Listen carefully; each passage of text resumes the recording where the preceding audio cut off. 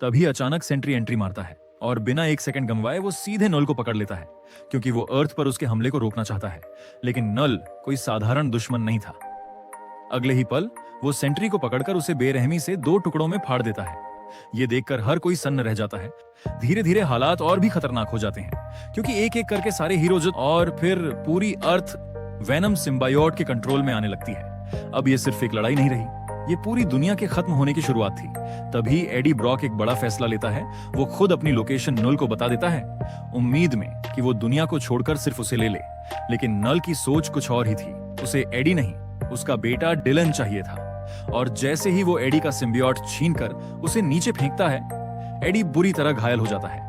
उसी वक्त स्पाइडरमैन वहां पहुंचता है, लेकिन उसे रोकने के लिए सामने खड़े होते हैं वेनोमाइज्ड एवेंजर्स।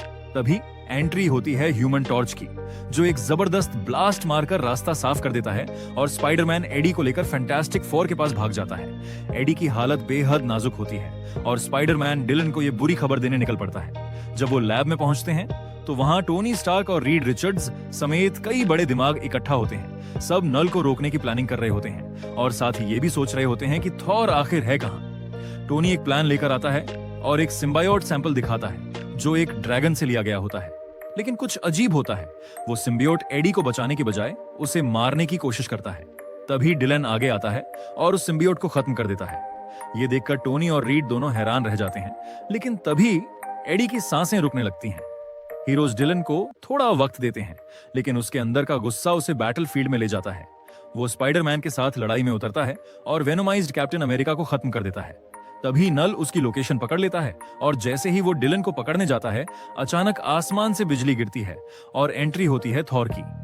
दोनों के बीच जबरदस्त लड़ाई शुरू हो जाती है, लेकिन क्नुल चालाकी से वेनोमाइज्ड सेलेस्टियल्स का इस्तेमाल करता है और नेक्रोस वोर्ड से थॉर को घायल कर देता है। तभी डिलन एक चाल चलता है।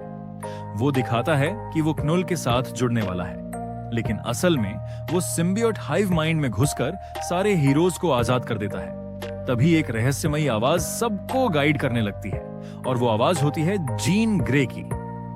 वो बताती है कि नूल को हराना लगभग नामुमकिन है, लेकिन तभी उसे एक नई उम्मीद महसूस होती है, एक ऐसी ताकत जो प्योर लाइट से बनी है।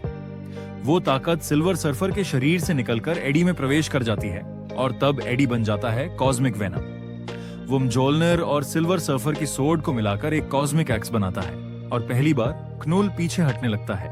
आखिरकार एडी उसे पकड़कर सूरज तक ले जाता है, जहां उसकी सिम्बियोट पावर झलकर खत्म हो जाती है और इसी के साथ एडी ब्रॉक बन जाता है सिम्बियोट्स का नया गॉड।